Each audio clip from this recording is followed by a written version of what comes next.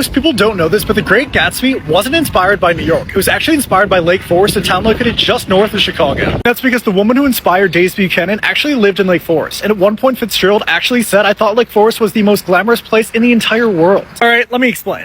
This is Kingdom Come Farm, a Lake Forest estate that was built in 1906 by a wealthy stockbroker named Charles King. And Charles King was the father of Ginevra King, Ascot Fitzgerald's girlfriend, who inspired the character Daisy Buchanan. So in 1915, Fitzgerald met Ginevra at a party at Princeton and ended up dating her for 2 years, and during those 2 years, he visited her home in Lake Forest twice. Ginevra was smart, beautiful, and came from some serious old money, hence the house. Fitzgerald became obsessed with Ginevra and her old money exclusive world. And it was here at this Lake Forest estate that Fitzgerald really saw just how far apart their two worlds were. And after visiting this estate, he became obsessed with opulence and wealth. One night while visiting the home, Fitzgerald actually overheard Ginevra's father saying to her that poor boys shouldn't think about marrying rich girls.